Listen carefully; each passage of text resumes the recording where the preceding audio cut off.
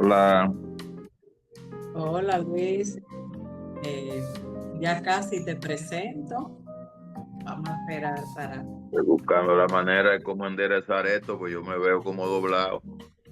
así para acomodo. Pues total que estoy en el celular porque es que no ando con la computadora. Ah, ya Ah, encontré la manera. Sí, ya enderecé ahí. está perfecto ahí. Eh, Ujú. Ya, de poco ya vamos a presentarte y ya comenzar. Muy buenas tardes. Gracias por acompañarnos una vez más. Gracias por toda la compañía que nos hicieron en el mes pasado, un mes con muchos temas diversos, incluida esta que tuvimos de la concientización sobre la salud mental en la República Dominicana, que justamente la tuvimos con el doctor Vergés, con énfasis en la niñez y en la adolescencia.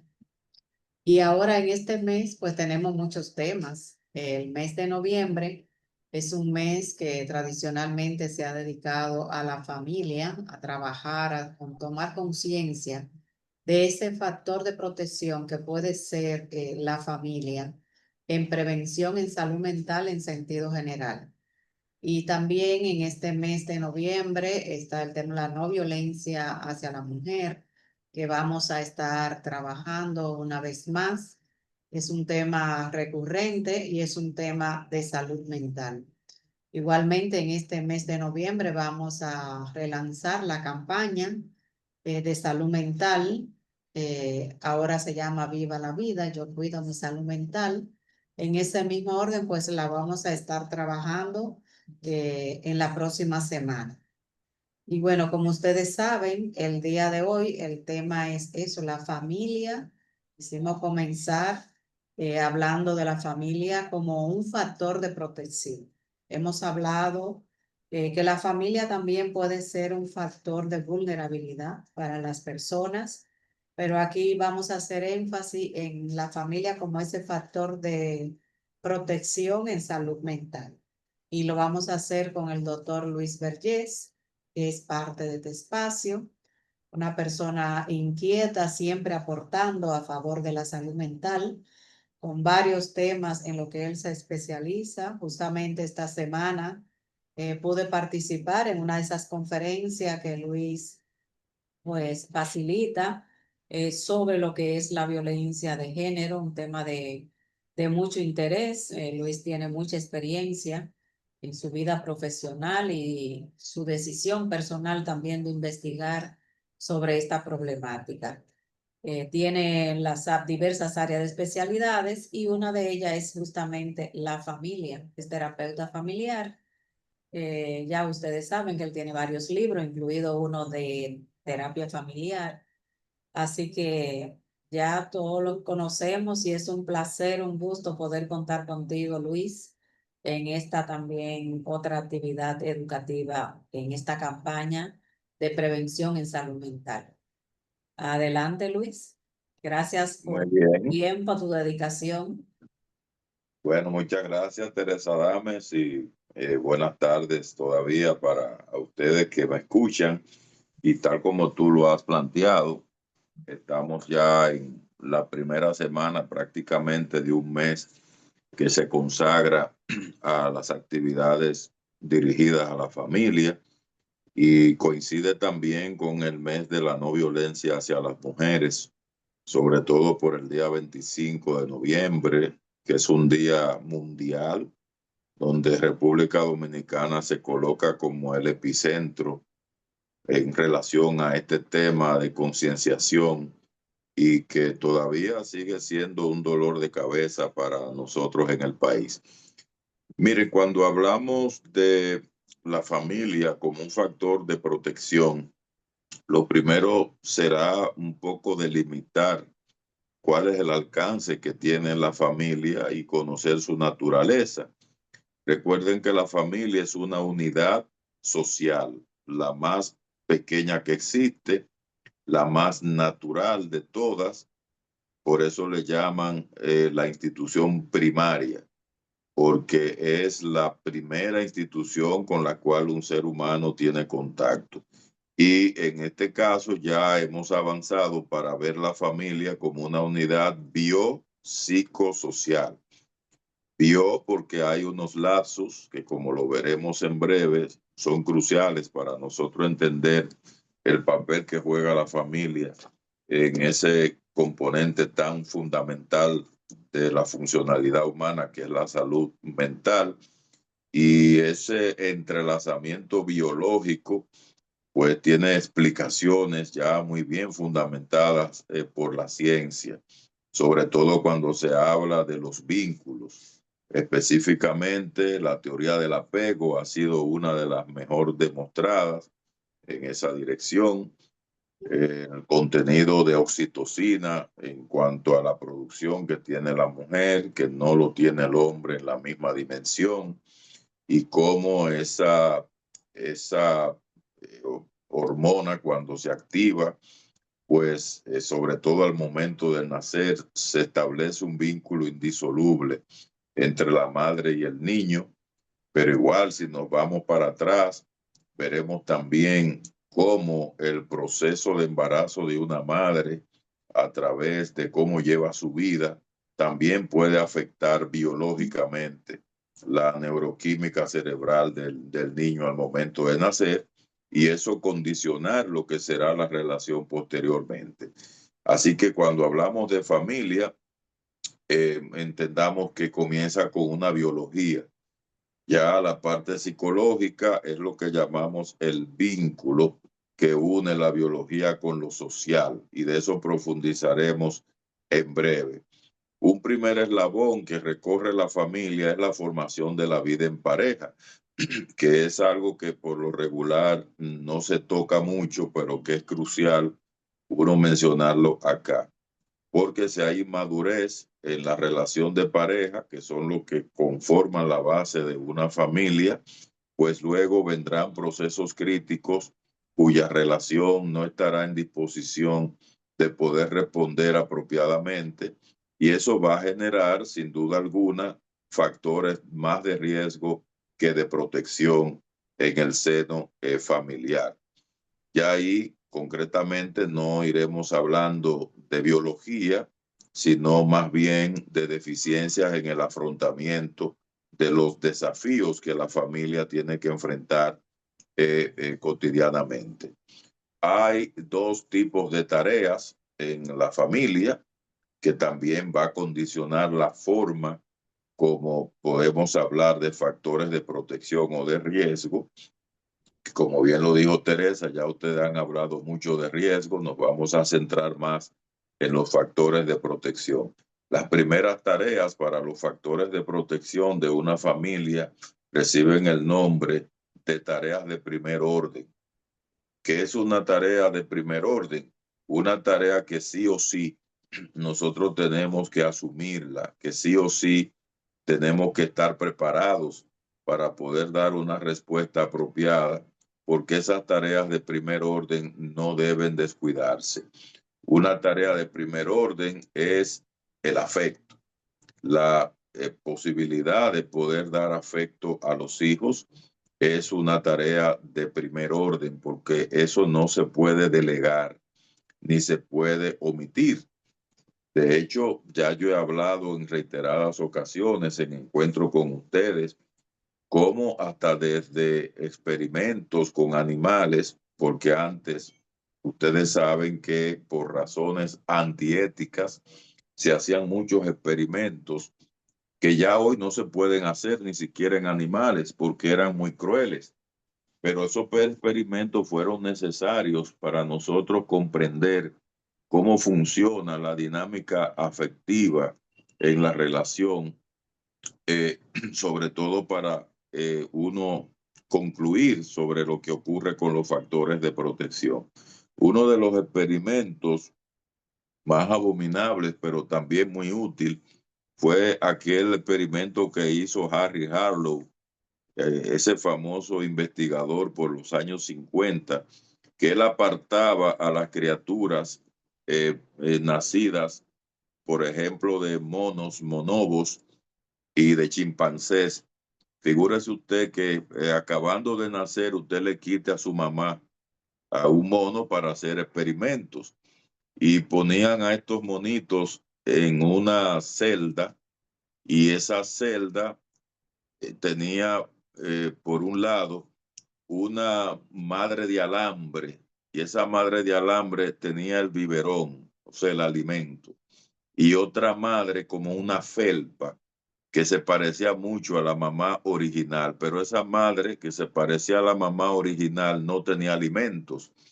Pues resulta que esos monitos se pasaban el día entero al lado de la mamá de felpa, a la que más se parecía a su madre original. Y una de las conclusiones es que algunos hasta sacrificaban el comer con tal de estar pasándose el día entero al lado de esa mamá original. Fíjense ustedes lo fuerte que es el afecto. Esos monitos iban y se acurrucaban ahí al lado de esa madre y se pasaban una gran cantidad de horas. Decirle también que esta parte tiene un principio, como bien lo demostró con el tiempo John Bowlby en su teoría del apego, tiene una base biológica bastante fuerte. Por ejemplo, ponían en una celda con 3 niveles, en un bajo nivel ponían un animal cualquiera, en un segundo nivel entonces había una máquina que le daba choques eléctricos a los animales. Por eso eran experimentos muy crueles. Y en una tercera celda, o sea, era como un edificio de 3 plantas, para que ustedes tengan una idea, entonces estaba alimento. Pero entonces en otra celda tenían en un primer nivel a la criatura, ¿verdad? Al animal. En un segundo nivel la máquina que daba los choques eléctricos. Y en un tercer nivel entonces estaba la cría de la criatura. Oigan esto. Pues, ¿qué resultó de ese experimento? Que cuando el animal iba a subir, porque había que pasar por el segundo nivel para llegar al tercero, cuando iba a pasar por el segundo nivel, el experimentador administraba unos voltajes elevadísimos de choques eléctricos. Primero comenzaban graduándolo con choques de baja intensidad y la criatura perseguía el alimento, pero llegaba un momento que se devolvía y no aguantaban los choques eléctricos hasta que se postraban y caían en un estado que hoy llaman desesperanza aprendida. O sea, ese famoso concepto que ustedes escuchan por ahí que le llaman desesperanza aprendida, vienen de esos procedimientos experimentales tan crueles, donde el animal ya llegaba a un punto que prefería morir de hambre y no pasar por ese segundo nivel a buscar el alimento que estaba en el tercero. Pero ¿qué ocurría con la otra máquina? Pues resulta que como la criatura estaba en el tercer nivel, esas madres que ponían en el primer nivel soportaban una gran cantidad de voltaje de choques eléctricos y no les importaba morir de los choques eléctricos hasta llegar al tercer piso para tener contacto con sus crías. Miren ustedes qué extraordinario eso. Lo feo es el experimento por los crueles que eran, pero demostraron la importancia que tiene el afecto en la vida de un ser humano. Como por ejemplo una madre es capaz de dar la vida y morir con los choques eléctricos. Preferiría morirse de hambre y no renunciar a la posibilidad de ver y contactar a sus crías. Bueno, pues esa es la primera tarea. La primera tarea es sin duda alguna afectiva. La, esa primera tarea de primer orden pasa a una segunda tarea también de primer orden, que es de bienestar, garantizar el bienestar y la sobrevivencia de los hijos. En este caso son tareas que estamos desempeñando los padres. Así que cuando nosotros hablamos de tareas de primer orden, nos estamos refiriendo a tareas afectivas, tareas nutritivas y tareas de supervivencia de nuestros hijos e hijas sobre la base de favorecer el bienestar. Ya hay unas tareas que le llaman de segundo orden y quiero hacer la aclaración aquí que cuando hablamos de factores de protección, para hablar de tareas de segundo orden, no estoy hablando de tareas que sean menos valiosas o menos importantes que las anteriores, sino más bien que una tarea de segundo orden es la que comienza cuando ya se han cumplido las de primer orden o van bien adelantadas a las que no se puede renunciar y consisten fundamentalmente en los procesos de adaptación que vamos haciendo los padres en la medida que nuestros hijos e hijas van avanzando en edad, van evolucionando hacia etapas de desarrollo distintas.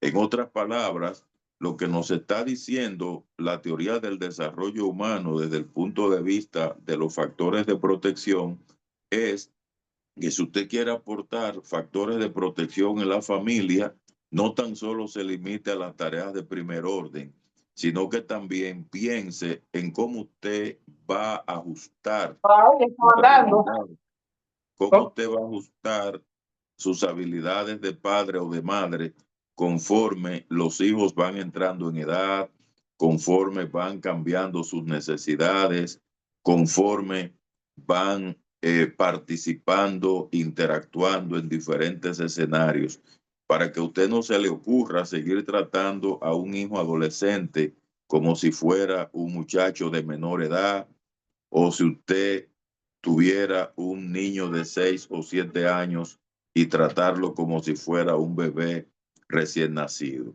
Así que es ahí donde entran las tareas de segundo orden.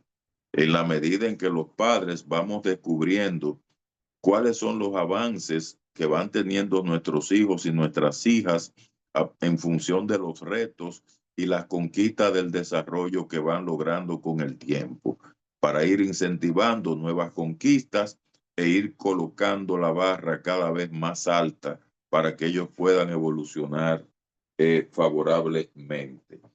Así que dicho esto de las llamadas tareas de primer orden y de segundo orden, hay necesidades que tienen los niños y las niñas, que una familia, en este caso nutritiva, bien tratante, acogedora, funcional, como ustedes quieran denominarla, protectora, como es el título de la charla de hoy, pues necesita comprender.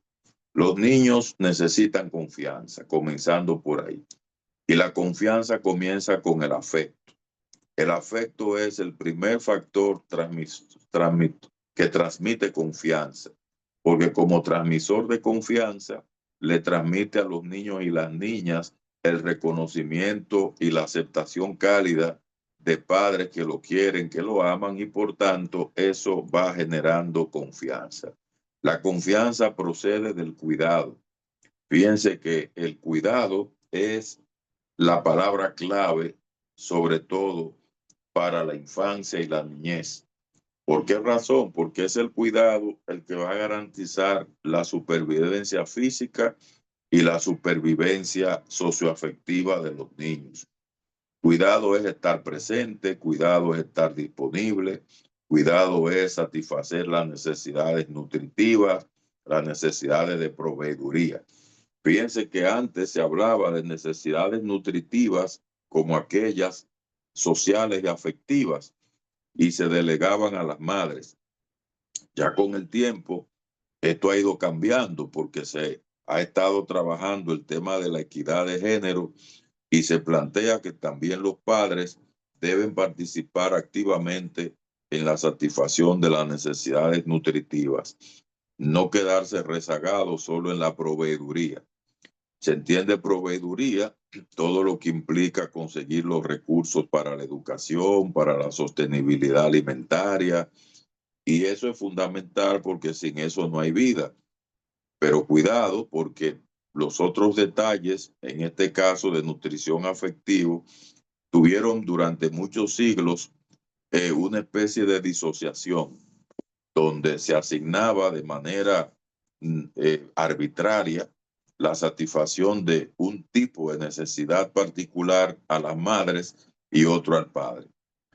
Eso con el tiempo pues ha ido cambiando, pero todavía falta mucho más. ¿Por qué razón? Porque en esa distribución tan arbitraria hay personas que se quedaron desprovistas de ciertas necesidades. Por ejemplo, los varones siempre reciben menos afecto porque solo reciben más afecto de las madres y poco afecto de los padres. Eso ha ido cambiando también.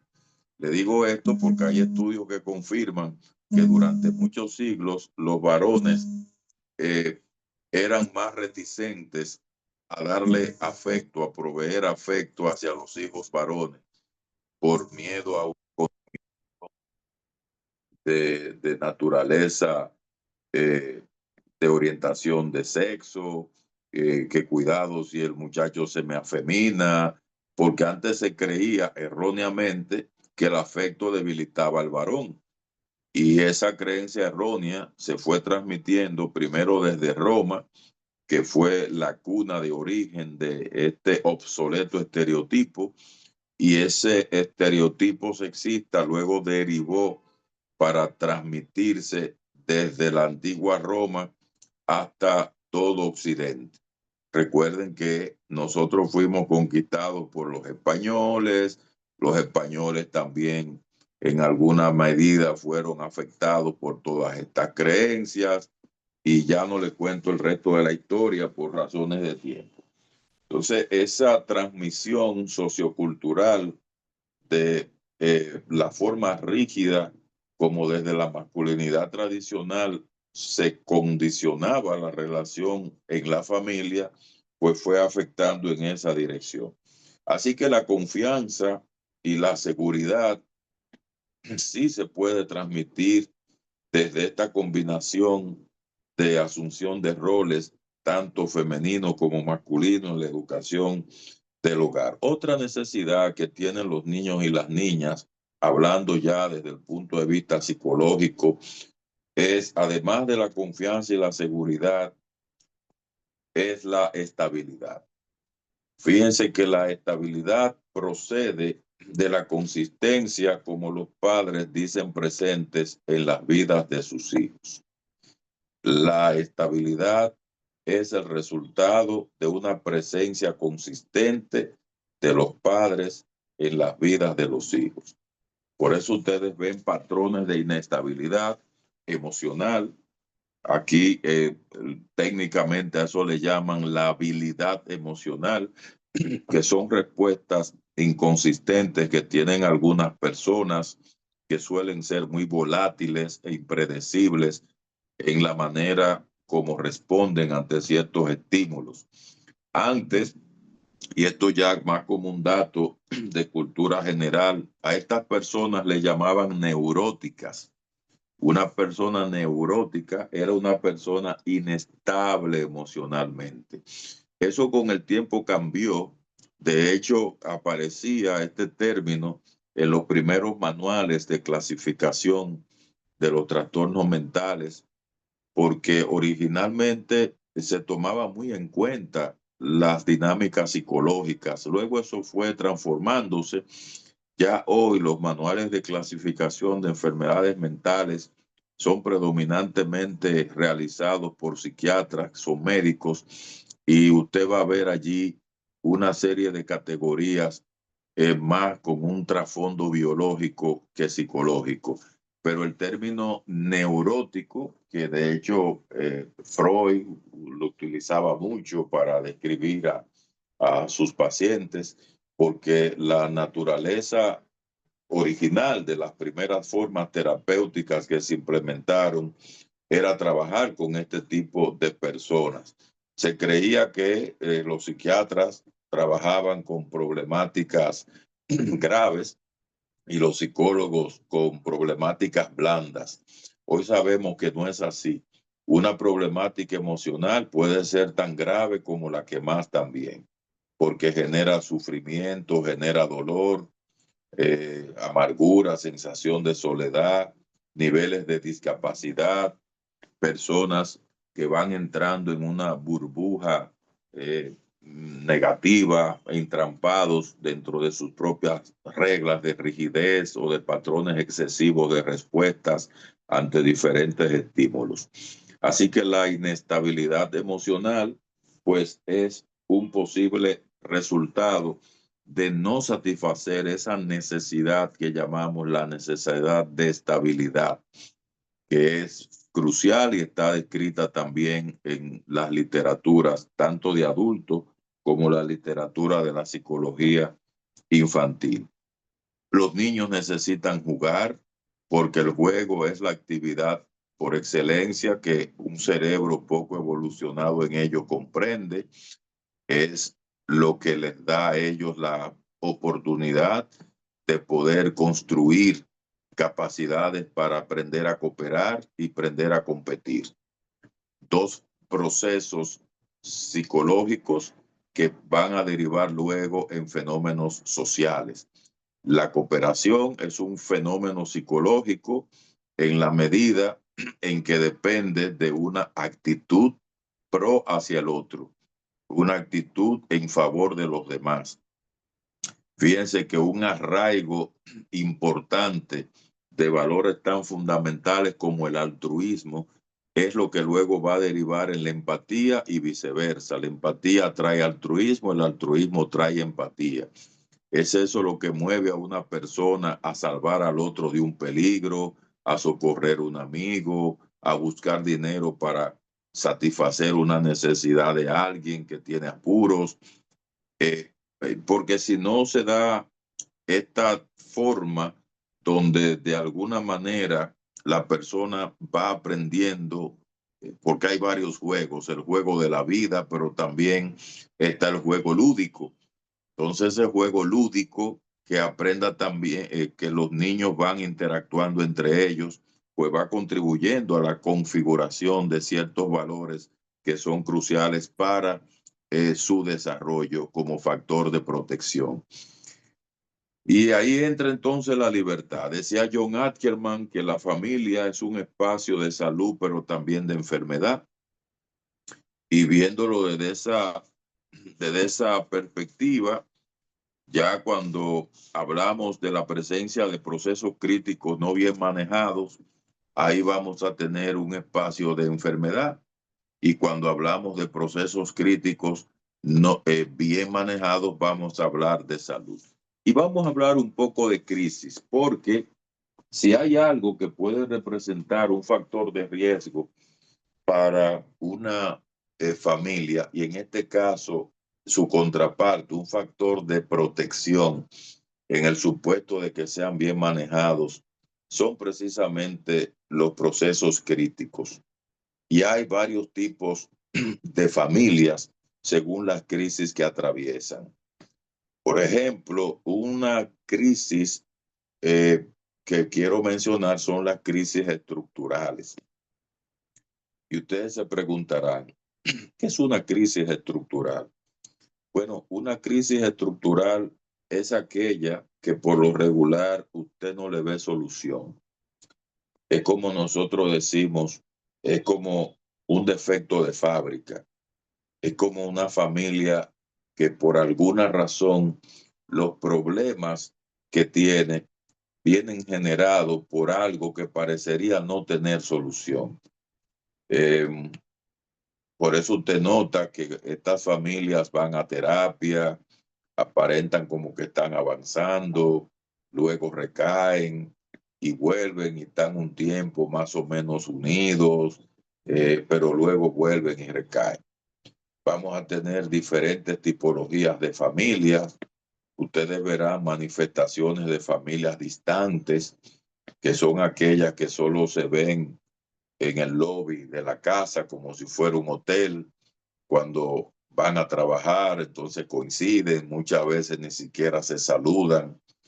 Eh, Estas familias Minuchin, Salvador Minuchin, quien fue uno de los pioneros de la terapia familiar, le llamó familias distantes. En cambio, hay otras familias que suelen ser lo contrario.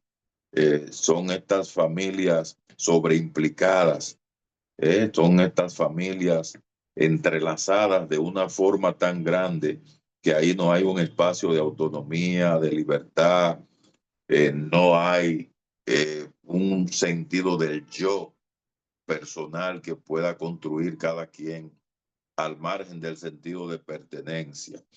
A estas familias le llaman que tienen un proceso patológico que recibe el nombre de pseudomutualidad. La pseudomutualidad es una necesidad, por decirlo de alguna manera, totalmente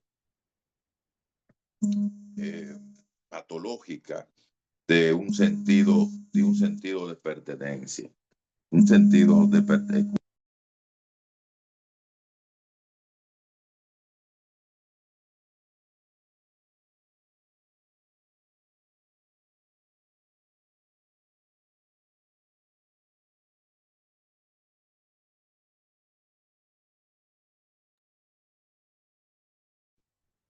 Sí, disculpe, me vengo a resolver algo y en un minuto estoy de vuelta.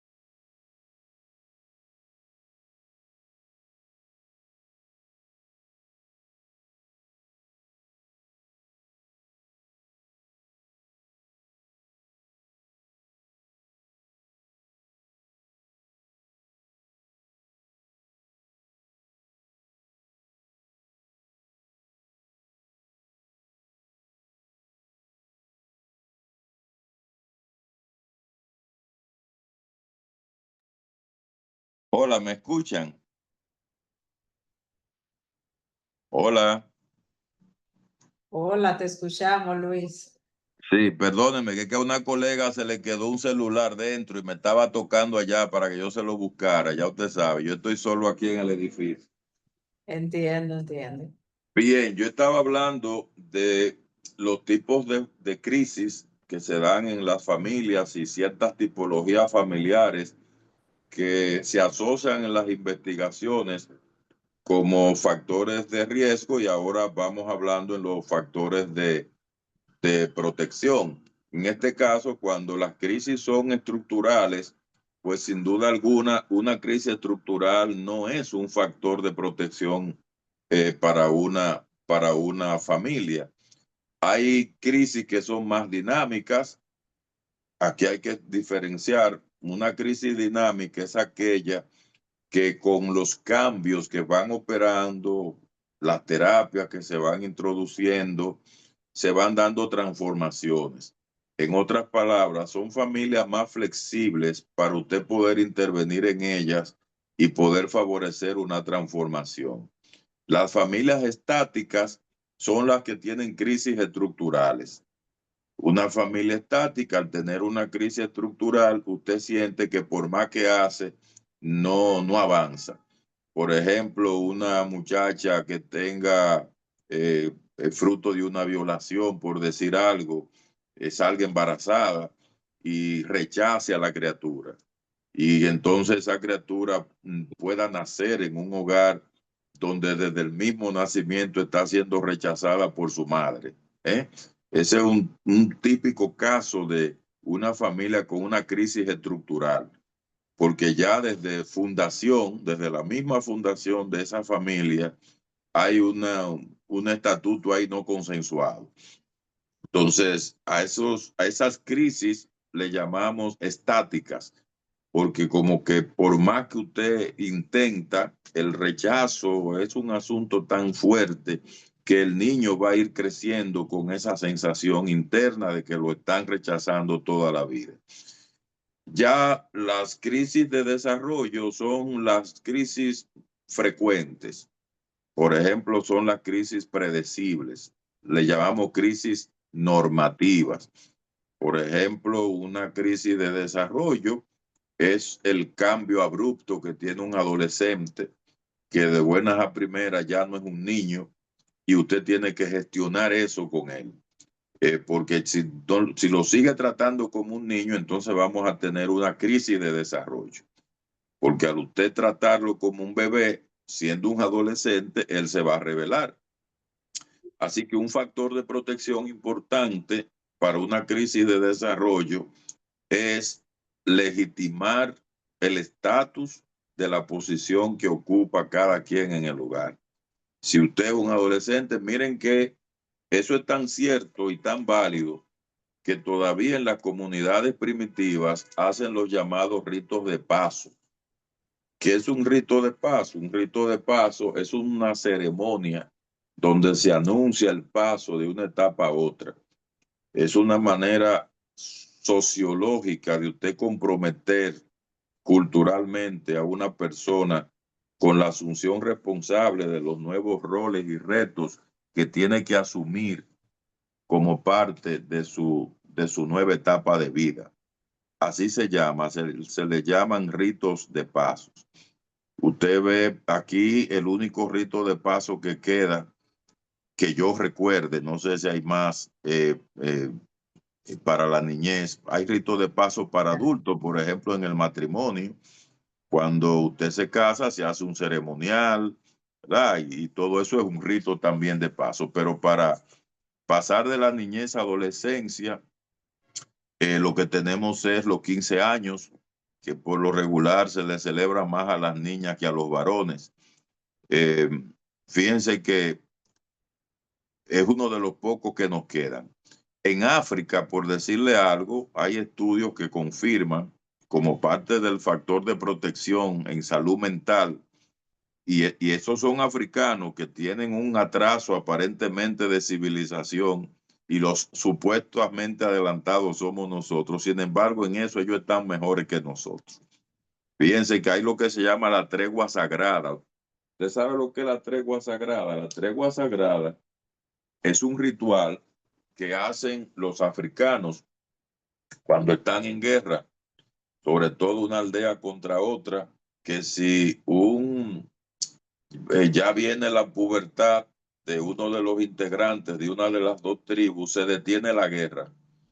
Y él detiene la guerra y una de las tribus, por ejemplo, si el de la tribu mía, el que cumple el año para pasar ya la etapa, entonces la gente de la otra tribu vienen a la tribu mía. Y se hace una conmemoración con el sabio de la comunidad, que en este caso es un chamán. Ese chamán es una persona dotada de una serie de poderes que le da a la misma comunidad y se hace toda una ceremonia. Y se llevan a una montaña y el muchacho deja una huella y en esa montaña usted va a ver todas las huellas de todo el que ha vivido en esa comunidad cuando tuvo la edad que ese muchacho tuvo. Ese rito de paso lo descubrió nada más y nada menos que Margarita Mead, una destacada antropóloga que estuvo casada con Gregory Bateson, nada más y nada menos. Gregory Bateson fue el fundador del grupo de Palo Alto, ese grupo que hizo los primeros estudios de donde luego salió la terapia familiar. Así que miren ustedes de dónde vienen todas estas investigaciones tan cruciales, tan importantes. Así que las crisis de desarrollo no necesariamente van a traer un resultado, un resultado negativo. Puede ser tanto positivo como negativo. Por eso John Ackerman decía que la familia es el espacio donde se construye salud, pero también se construye enfermedad. Si las crisis de desarrollo son mal manejadas, vamos a construir enfermedad. Si las crisis de desarrollo son bien manejadas, si se hacen los rituales de paso de la manera apropiada, si condecoramos a nuestros hijos en la medida en que van dando notaciones de que pueden ir asumiendo las tareas propias de la próxima etapa a la que ellos se acercan, eso será un factor de protección importante porque irá consolidando autonomía, iniciativa, confianza, identidad, iniciativa. Miren ustedes las conquistas que anuncian los procesos que consolidan los factores de protección en una familia. En la medida en que la familia favorece confianza, seguridad, autonomía, iniciativa e identidad, en esa misma medida entonces va a afianzarse el sentido de pertenencia familiar como una variable determinante en la salud mental de todo el que pertenezca a ese sistema. Bien, hasta ahí vamos claro. Digan sí o no, no vaya a hacer cosas que yo crea que estoy confundiéndolos más. Muy bien, muy claro, Luis. Bien. Se entiende muy bien, sigue ahí, Luis. Estamos tan concentrados con lo que usted está hablando que estamos así boca abierta, viviendo la realidad que estamos viviendo día a día por lo que es la falta de ese amor y esa entrega de esos padres que necesitan en la etapa de desarrollo. Eso está interesante, continúen. Estamos aquí brindando y saboreando esos conocimientos. Bien, muchas gracias. Miren, hay otra crisis, dos crisis más, que le llamamos crisis circunstanciales y crisis por desvalidez. Dependiendo de cómo manejemos esas crisis, tendremos también factores de protección en el seno del hogar. ¿Qué es una crisis circunstancial? Una crisis circunstancial es algo que sencillamente llega sin que la familia esté preparada para hacerle frente, porque no se anuncia. Por eso es tan importante que la familia vaya creando una cuenta. Yo le llamo la cuenta bancaria del depósito emocional, porque a medida que usted va depositando desde temprana edad y desde antes de fundar la familia, en esa cuenta bancaria del depósito emocional, usted va logrando ahí una reserva para cuando vengan las crisis circunstanciales, entonces tener con qué responder. ¿Cuántas familias no se terminaron de destruir o colapsar con la crisis del COVID-19? Pero igual, ¿cuántas familias no se fortalecieron durante la crisis del COVID-19? Fíjense que, si bien es cierto que fue una crisis que colapsó a muchos hogares dominicanos, porque el COVID trajo un problema serio a nivel de lo que nosotros llamamos la brecha de la pobreza. Los ricos se hicieron más ricos, los pobres se hicieron más pobres. Hubo mucha gente que tenía negocios que quebraron. Todavía andan los bancos detrás de ellos con deudas que hicieron y que no fueron saldadas. Sin embargo, mientras se debilitaron procesos materiales, se fortalecieron procesos socioafectivos en algunos hogares.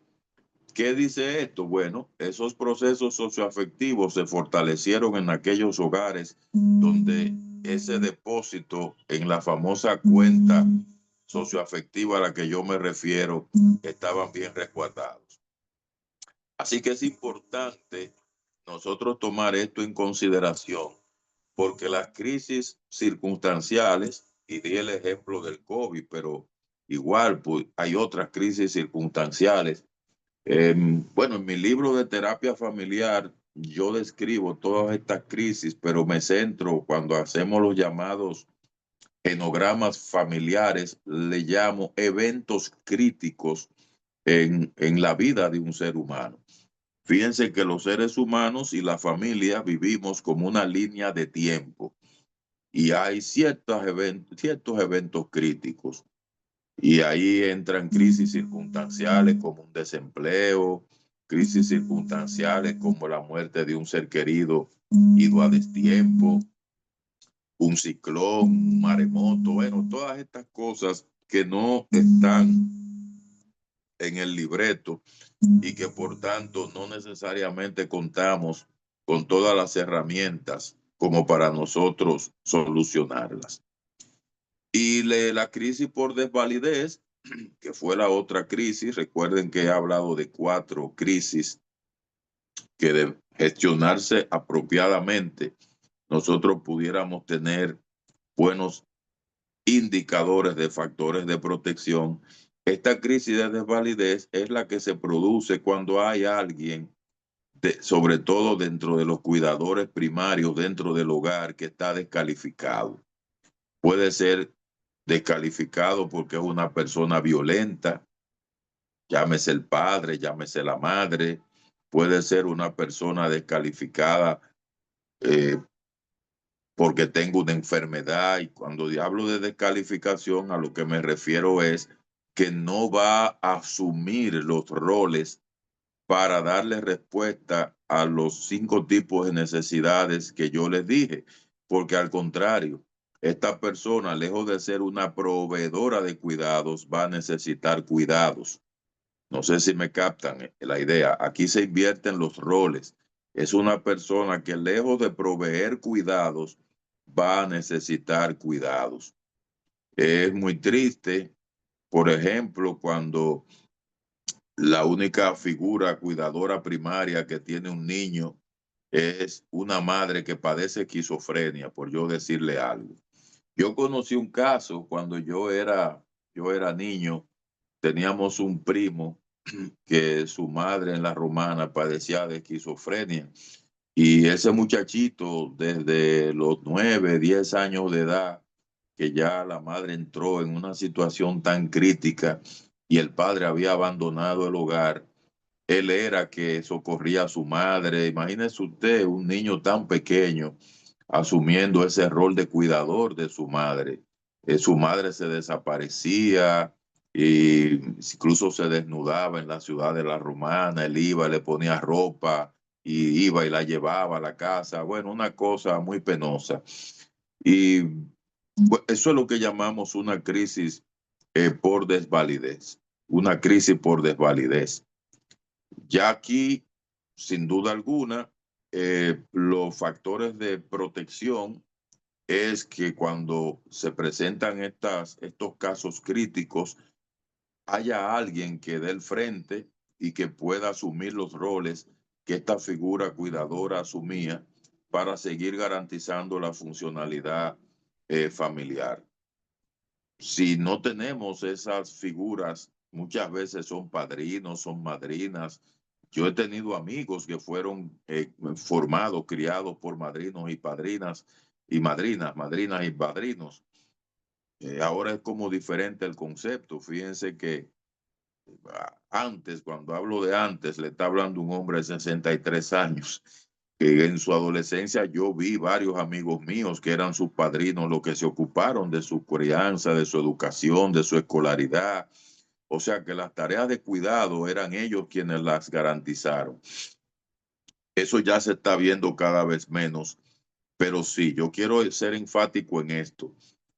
Si bien es cierto que el rol de cuidador primario, eh, si es de nuestros padres biológicos, sería lo ideal, no es menos cierto que aquí lo más fundamental son los roles. Y si el rol no lo puede asumir alguien porque es una familia con desvalidez, pues no importa que llegue alguien que lo pueda intentar asumir. Llámese un tío, llámese alguien maduro, de confianza, solidario, integral, pero lo importante es que las tareas de desarrollo, de fortalecimiento del sistema familiar, de la satisfacción de esas necesidades psicológicas y socioafectivas a las que yo me referí, no pueden quedar sueltas. Tiene que haber alguien que se ocupe, alguien que acompañe en el caso de familias que tienen estas condiciones. Así que ahí ven ustedes los 4 tipos de familias que por lo regular representan barreras para la consolidación de los diferentes factores a los que yo me he referido desde el punto de vista de los factores de protección. En resumen, pudiéramos decir que un factor de protección importante es que la familia comience bien, por aquello de que lo que mal comienza, mal termina. ¿Y qué significaría comenzar bien? Con una buena preparación para la vida en pareja, que sea una relación no forzada, sea una relación donde eso que llamamos amor esté presente desde el principio, que sea una pareja que reconozca que se pasan etapas, que hay una etapa que le llamamos enamoramiento, que no es la única etapa, y que si esa etapa no está tan activa, no significa que ya la pareja tiene que desaparecer, que hay una segunda etapa que se llama la etapa de la realidad, donde uno conoce a la persona ya de forma directa, como un ser que comete errores, que tiene defectos, pero también aciertos, que hay una tercera fase que le llamamos desilusión. Todas las parejas pasan por esa parte, donde se desilusionan muchas veces porque ven defectos que al principio no vieron o porque tienen una fantasía muy idealizada de que la familia es un espacio donde todo tiene que ser perfecto, y justo esta idealización tan elevada pues trae un nivel de frustraciones demasiado alto. Luego viene una fase que nosotros le llamamos la fase de la decisión. Ahí decidimos si vamos a solucionar los problemas, si vamos a ponerle un paréntesis a la relación, si nos vamos a separar temporalmente, si vamos a buscar ayuda profesional o si vamos a vivir una eterna guerra fría en el hogar o una guerra caliente. O sea, son muchas las decisiones que se pueden tomar en la conformación de una pareja como fase preliminar a lo que luego vendrá, que es la conformación de la vida en familia. Así que dependiendo de cómo se solucionen los temas en cada una de esas fases, entonces lo que aspiramos es que lo que predomine ya cuando hemos formado familia es una fase maravillosa que le llamamos la etapa del amor maduro, que es una etapa donde ya uno no idealiza tanto al otro, sino que uno lo acepta como es, donde uno tolera emocionalmente aquellas cosas, porque ya no estamos enjuiciando al otro, sino que lo estamos queriendo como es. Esto no significa que quererlo como es, uno acepta violencia, uno acepta humillaciones, o que se infrinjan reglas que son fundamentales desde la mirada de la dignidad de un ser humano. No significa nada de eso. Lo que significa es que la aceptación es el momento en que yo decido amar sin condición a la otra persona, y que la tolerancia es el momento donde yo decido no reaccionar de forma negativa o dañina hacia la otra persona, independientemente de lo mal que yo me siento. Entonces, cuando esos dos principios operan en la vida en pareja y luego se trasladan a la vida familiar, usted va a tener los diferentes factores de protección debidamente garantizados. Una comunicación asertiva que puede informar sobre las cosas que me molestan, que puede informar sobre las cosas que yo disfruto. Una comunicación asertiva que use mensajes yo en vez de mensajes enjuiciadores y que cuestionan constantemente desde la culpabilidad al otro. Esos son factores que nos protegen bastante en el seno familiar. Una cultura familiar centrada en los buenos tratos, una cultura familiar centrada en que los conflictos pueden ser solucionables desde los acuerdos y las negociaciones, una familia centrada en un sistema cooperativo más que en un sistema rivalizado y adversarial, una familia que nos lleve desde el ego hasta el ser.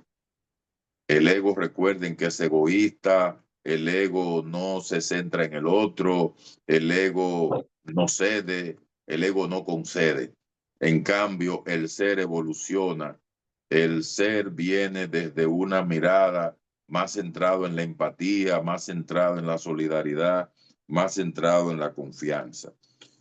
Así que hay que evitar también, para tener nuestros factores de protección garantizados, una educación centrada en el autoritarismo o una educación centrada en un estilo hiperliberal, de eso que no establece límites.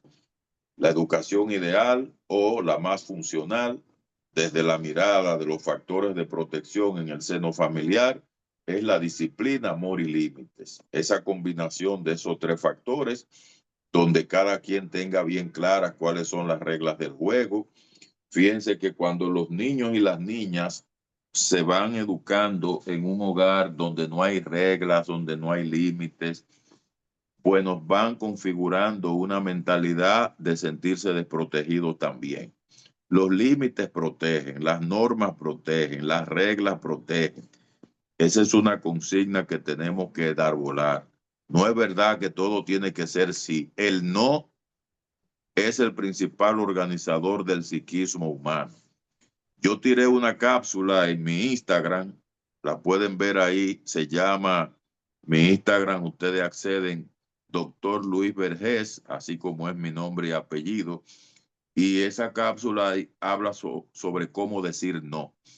El no no se condiciona, el no no se dice de forma cobarde, el no no se dice de forma arrogante, el no no se dice a manera de que no puedo, no. El no se dice con claridad, no lo vas a hacer o no lo voy a hacer. ¿Por qué razón? Porque es esa forma de decir no que programa el cerebro para que el niño lo entienda, lo acepte y lo respete. Y esa forma de decir no lo programa usted para usted no sentirse culpable, ni timorato, ni mucho menos cobarde, porque usted sabe que está asumiendo un rol, el rol de padre que educa, el rol de padre o madre que disciplina y el rol de padre o madre que ama. Así que muchas gracias por su atención y no sé si hay alguna pregunta, duda o aclaración. Muchísimas gracias a ti, Luis. La verdad es que cada vez aprendemos más. De ti me queda esta idea de que realmente las crisis siempre van a existir. Tú hablaste de diferentes crisis, ¿no? Que vive la familia, pero que depende de la gestión de esa crisis. O sea, estamos expuestos, hay algunas que siempre se dan, otra que pudiéramos tener y que depende de cómo gestionemos esa crisis. Es uno de los factores que tú has señalado que me parece muy interesante. El tema de la pareja y las etapas creo que podría ser otro tema para verlo ya con más claridad, porque una pareja que funcione bien es un gran factor de protección y entender por esas etapas que pasan pues ayuda, ¿verdad?, a trabajar en pos de esa relación, ese matrimonio, que es fundamental para toda la familia. Y bueno, todo esto que tú nos has comentado desde el principio, el afecto, la disciplina, comenzaste con el afecto y terminaste con la disciplina, con ese no claro, cómo son factores igualmente de protección. Así que mucha información y como decía Rosa Blanco, nos quedamos pues ahí en reflexión en la medida que tú vas hablando. Si hay alguien que quiere hacer algún comentario o quiere hacer alguna pregunta, este es el tiempo. Tenemos justamente a Rosa Blanco que quiere hacer un comentario. Rosa. Buenas noches. Este gran interés que Luis siempre trae la información necesaria en el momento. Ahora en el mes de la familia, que yo trabajo en un centro educativo, lo que más estoy hablando con los padres es el afecto, la afectividad. Eso es lo más necesario, es la base de lo que va un núcleo familiar. Si al joven, yo estoy ahora trabajando con los preadolescentes, no se le habla con afecto, no van a entender. Porque la etapa de su desarrollo es como yo le explico a ellos.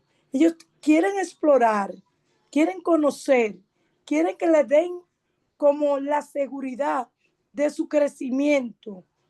No es que le diga un no sin un porqué. Es un no con afectividad, que yo le digo con afecto. Mira, en estos momentos no te puedo dar esto, por esto, por esto. Ellos tienen derecho a saber. Pero hoy día, a esa etapa, a esos adolescentes, no, porque no hay un tiempo de los padres y madres explicarle por qué no. Es increíble que en el medio de la familia un tema tan interesante. Gracias, Luis. Me gustó muchísimo para yo seguir trabajando y continuar dando esos afectos que quizá algunas veces me ven como apoyador en los centros educativos, pero en verdad necesita muchas escuchas. Gracias. Gracias a ti, encantado. Gracias, Rosa. Y si hay otra persona, voy a ver si hay alguna otra pregunta. Comentar de nuevo sobre las crisis estructurales. Se quedó como una novedad, ¿verdad? Tú siempre traes cosas novedosas que nos ponen a pensar. Esa crisis estructural, si pudiera ampliar un poco más.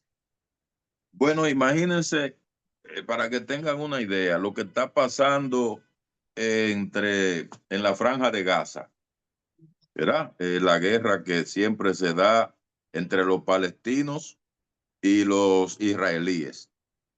Recuerden que eso es lo que llaman un problema estructural. Ellos hacen las paces hoy y ya dentro de menos de un año están en guerra otra vez. Y cada vez que hacen las paces, aparentemente todo está normal, pero vuelven y recaen. ¿Por qué razón recaen? Bueno, porque ahí hay un problema estructural. En un país que originalmente ocupaba un territorio, luego en ese mismo territorio se aprueba que otro país ocupe y de buenas a primeras uno comienza a expandirse y el otro siente que lo dejaron fuera de su territorio original. Ya eso crea una crisis estructural que ya no depende de que tengan la buena voluntad de solucionar el problema. Depende de tantos odios que se han sembrado a lo largo de la historia, que se fueron acumulando, que no hay manera de que no se transmita de generación en generación y siempre el problema esté ahí. Es lo que pasa cuando, por ejemplo, el caso que yo le di, cuando un niño nace como fruto de una violación sexual. Ya esa familia, con una madre que rechaza al niño, tiene un problema estructural. Primero, esa madre es adolescente. Segundo, esa madre renuncia a su escolaridad. Tercero, esa madre no está preparada para educar. ¿eh? Nosotros tenemos uno de los países que tiene los índices más grandes de embarazo en adolescentes. Estamos hablando que el 20% de todas las madres dominicanas que dan a luz son adolescentes. Imagínense ustedes. Ese porcentaje de hogares ya tiene una crisis estructural. Es como un defecto de fábrica. Por más que usted quiera que ese hogar marche bien, que esa familia funcione de manera apropiada, siempre habrá una secuela de problemas que resolver cuando comienzan de esa forma. No sé si ahora queda más claro. Queda bastante claro. Cuando tú hablabas de allá de ese conflicto, también pienso aquí en República Dominicana, ese conflicto Exacto. a dos naciones también, que puede haber una situación, ¿verdad?, de histórica, de estructural, que Así es. esté afectando pues las relaciones. Muy claro quedó. Y les digo a Rosa y a la demás maestra que puedan estar acá que esta presentación puede servir para el mes de la familia. La idea es que estas presentaciones que se hacen estos viernes pueda ser compartida, pueda llegar a más personas. Y una escuela de padres con este tema que nos ha presentado Luis sería excelente. Que se puede cortar, pueden poner la parte de mayor interés que ustedes entiendan para esa familia y se puede hacer porque hay mucho contenido importante para el bienestar de la familia, para que la familia sea ese factor de protección que anhelamos, que no sea una familia que al contrario, entonces presente factor de riesgo. sino que sea de protección como la primera institución, ¿no? de la sociedad. Es vital que pueda proteger a todos sus miembros, a los hijos, a las hijas, pero también en sentido general a todas las personas adultas que ahí también formen parte. Así que excelente manera de comenzar el mes de la familia y espero pues que sigamos reflexionando y sigamos trabajando, aportando por el bienestar de la familia porque es un alto nivel de protección. Y finalmente una pregunta, Luis, si ahora tú vas a tener otra vez la agenda de familia que fue tan interesante. Bueno, lo sigue siendo porque el contenido está ahí, aunque el año ya el calendario no nos sirva, pero sí todo ese contenido tan especial de familia que tú pusiste en esa agenda. Sí, sí, se mantiene la agenda, claro que sí, todavía va a estar vigente para el año que viene, así que está disponible, sí, claro. Excelente. Ay, que tiene otro año, no recordaba eso. Sí, sí, va a estar vigente hasta el año próximo. Ah, pues excelente. Ahora no te toca seguir trabajando, pero igual, aunque pase el año, los contenidos que están ahí pueden permanecer como un libro de consulta porque son ideas muy puntuales, muy efectivas, la que Luis nos trae en esa guía de familia. ¿Y dónde la pueden encontrar las personas que están aquí, que van a ver después este video? Bien, mira, la pueden localizar en el Centro Psicológico Psicólogos Unidos y el Centro Psicológico Bienestar Familiar. Yo puedo dar el número, que es 809-688-5292. Se le puede incluso enviar a domicilio para lo que le interese. O sea que hay facilidades. Excelente oportunidad para regalar ahora porque ya comienzan las actividades. Vamos a regalar algo, ¿verdad? Que le dé sentido, que ayude, que favorezca la salud mental de esa familia. Así que Muy aquí bien. está ya en el chat, lo pueden copiar, ese número que Luis acaba de decir, de Psicólogos Unidos y de Bienestar Familiar, para que puedan adquirir esa agenda que yo les recomiendo para regalar a cualquier ser querido y para su vida familiar propia. Así que muchas gracias, Luis, por siempre sacar ese tiempo para estas actividades y seguimos en el próximo viernes con todas las personas que están acá y todas las demás personas que se van a unir a estas actividades educativas. Bueno, gracias a ti, encantado. Hasta el viernes, chicos.